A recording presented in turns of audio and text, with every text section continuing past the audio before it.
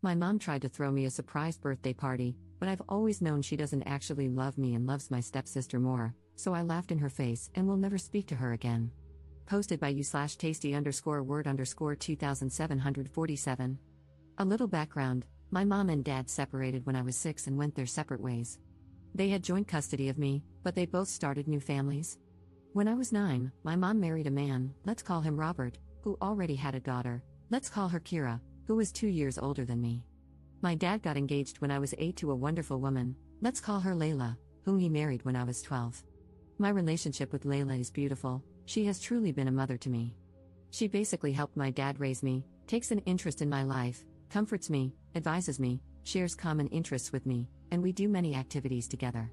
She and I recently talked about the possibility of her legally adopting me as soon as I come of age. Doing so now would be a bit messy legally because of my parents' joint custody, because, to me, she is my real mother, and I want it to be official. My relationship with my biological mother, on the other hand, is almost non-existent. Even though I was required to spend specific days with her, we never managed to bond because she spent all her time giving attention and affection to Kira, who already has her own mother.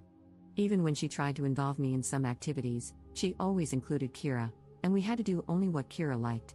At a certain point, I started declining her invitations and often asked if I could avoid going to her on the set days because I was almost always ignored or left aside, and I preferred to stay at home with my father and Layla.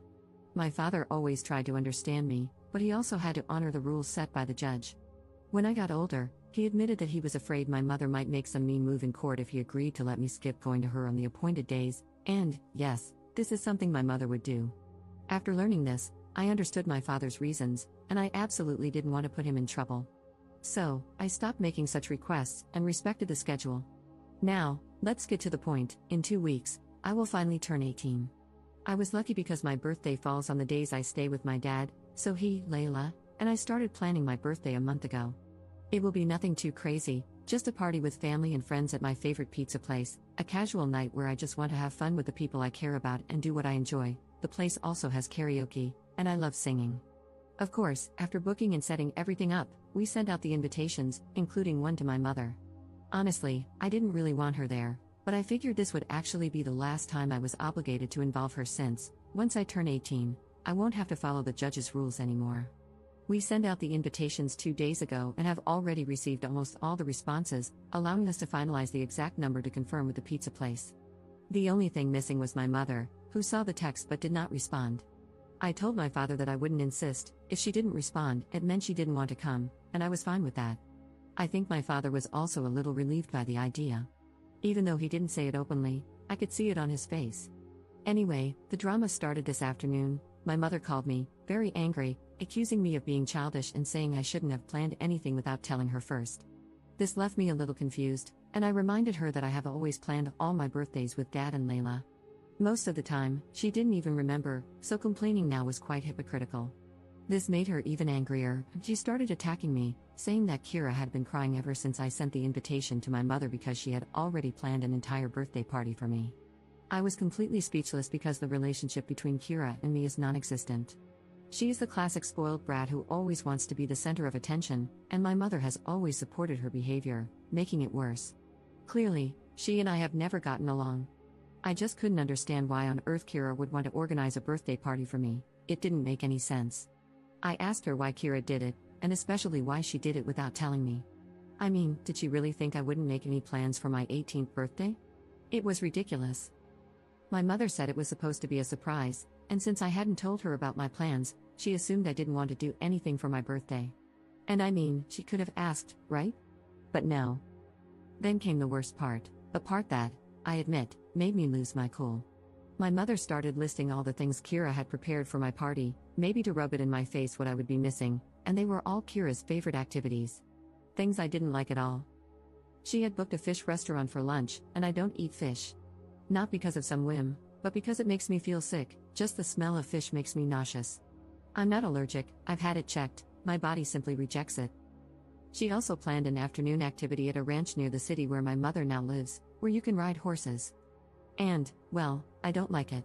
I have nothing against horses in particular, but the idea of riding one or getting really close to such a large animal scares me. Then she planned to go back to my mom's house for a backyard barbecue for dinner, which I definitely didn't want to do because I don't want to spend more time with my mom than absolutely necessary.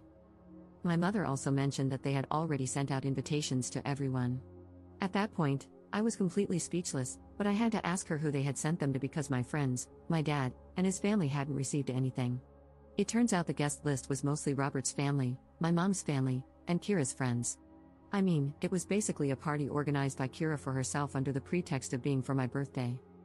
So, I didn't hold back anymore. I laughed in my mother's face and hung up the phone.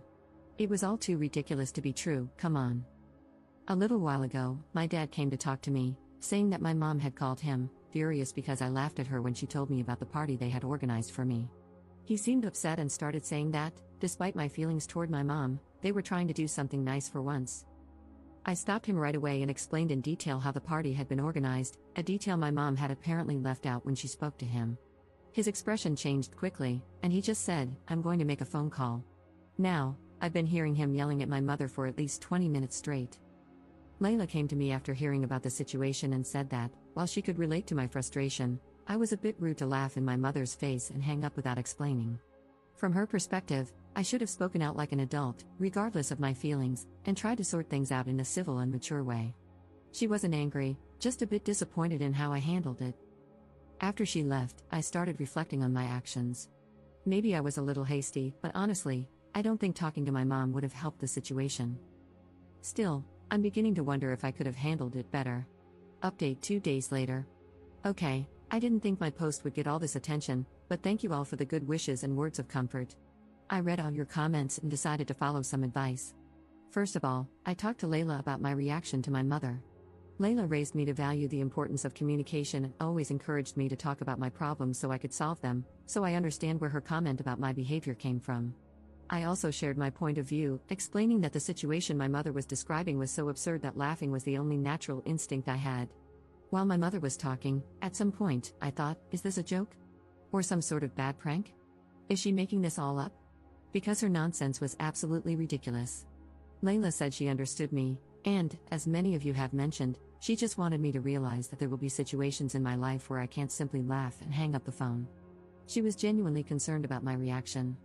Anyway, we managed to clear things up between us, and I'm happy about that. I also talked to my dad about the phone call he had with my mom. Apparently, my mom had an excuse for everything.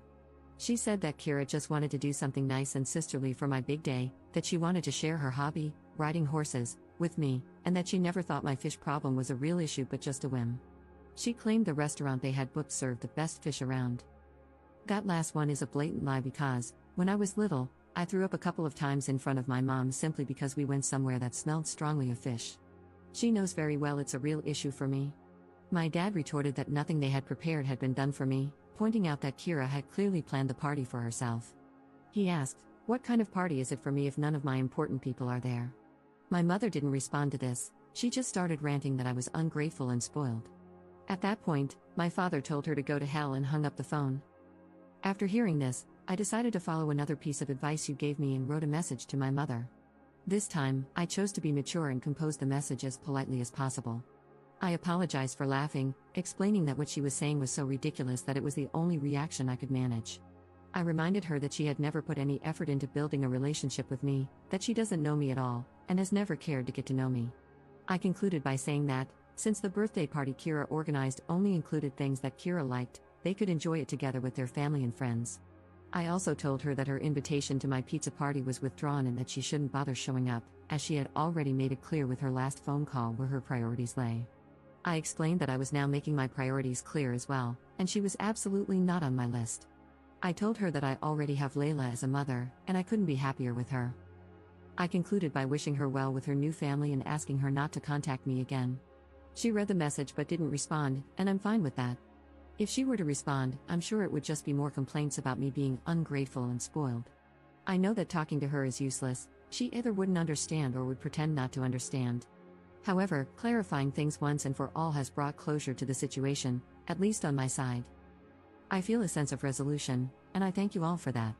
I probably would have just given up and ended contact with her after my 18th birthday without saying anything, but your comments helped me realize that a firm, definitive end was necessary. For those who asked how my mom could throw me a surprise party when I wasn't with her, my dad asked her the same question, along with asking how she could possibly think he wouldn't throw me an 18th birthday party. He took that a bit personally, lol. She explained that they had planned for Robert to come get me on the morning of my birthday, explain the situation to Dad and Layla, and then take me to her house under some pretense. Honestly, I don't know how they thought that would work. I would have flat out refused to go to my mother's if it wasn't one of our scheduled days, no matter what excuse they came up with. Most of all, I would never have left Layla and Dad to go to my mom's on my 18th birthday. It might have been different if my mother and I had a good relationship, but that was definitely not the case. In all of this, the only person I don't feel like blaming is Robert. We never had a close relationship, but he was always polite to me when we lived under the same roof. He even cleared out his study so I could have a permanent room at his house when I stayed with my mother. We didn't develop any kind of stepdaughter-stepfather bond, but he always tried to be kind to me, so I don't hold him responsible for any of this. It's likely that he genuinely thinks the party is for me. We don't know each other well enough for him to know my tastes unless my mother told him, though I highly doubt she did. Luckily, I didn't leave anything of mine at my mother's house either. All my belongings are permanently at my father's house. Usually, I would pack a suitcase with the things I needed for the days I stayed at my mother's and then bring everything back with me when I returned to my father's. I never felt comfortable leaving anything there because Robert's family and Kira's friends came over often, and I didn't want to risk leaving anything of mine out in the open for strangers. Well, that's it for now. I hope my mom respects my wish to go no contact and doesn't bother me anymore.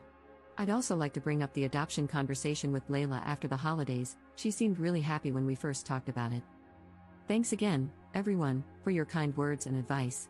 Your insights have helped me better manage the situation. I can understand that I'm still a little immature, but I feel this experience has helped me grow a bit and see the issue from different perspectives. Wishing you all the best. Second update 12 days later. Since many people were asking for an update, here I am. My birthday was yesterday. We celebrated at the pizza place as planned, and we had a lot of fun.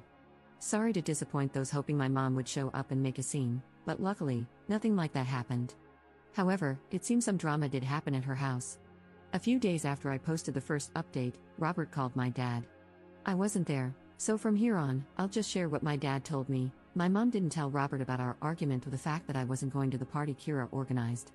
Instead, she told him that the plans had changed and that Robert wouldn't have to pick me up on my birthday because my dad was supposedly driving me to her house. I don't know what she hoped to achieve by lying like that, but my mother's mind works in mysterious ways. Robert didn't realize it was all a lie until he picked up my mom's phone and read the last message I had sent her. At that point, confused and realizing something wasn't right, he decided to call my dad to find out what was going on and if he was really supposed to drive me to her house. My dad told him everything, what had happened, why I had sent that message to my mom, why I wouldn't be attending the party, and that no, he wasn't accompanying me to her house. He also let him know that my mom had lied to him. Robert apologized for how things had turned out and said he genuinely believed the party was for me. He had no idea Kira had planned everything and specifically chosen things I wouldn't enjoy. He also mentioned he would take care of it and asked my dad to say goodbye to me. A few hours later, my mom called me, but I rejected the call and permanently blocked her number. I don't want to hear anything more about her or her drama. I wasn't sure what happened between her and Robert that prompted her to call me again after days of silence, and after I told her not to contact me anymore, but I had a guess. My mom doesn't work, she left her job after I was born and never went back. Robert is the only one bringing money into their household, so he would have been the one to pay for everything Kira planned for the party. I figured that when he told my dad he would take care of it, he meant canceling everything or refusing to pay for it. This theory was confirmed just yesterday morning. I received birthday greetings from my aunt and grandmother, as I do every year, and they also sent me a nice sum of money as a gift. After the birthday message, my grandmother added that she was sorry my party had been cancelled but understood the reason after Robert explained it to her. So yes, Robert did cancel everything, and he even told everyone why. This must have pissed my mom off a lot, I guess, lol. Anyway, my dad read my grandma's message and suggested inviting her to the party we were having that night. I was hesitant because, as I mentioned in a comment on my previous post, we don't have a close relationship at all. But then I thought, why not? She's still my grandma, and it's not like she's ever been mean to me. So I replied to her message, invited her, and she accepted. Honestly, it wasn't bad having her there. She even participated in karaoke with me, and we had fun. We left the pizzeria late, so she ended up sleeping at our house, and this morning, she even made us breakfast. I don't know if our relationship will change after this, but for now, I'm happy. It's nice to finally have a grandmother, even if it took 18 years to get to this point. Thanks again for your advice, words of support, and the private birthday greetings over the past few days. Sorry I didn't reply to everyone, but please know that you all warmed my heart.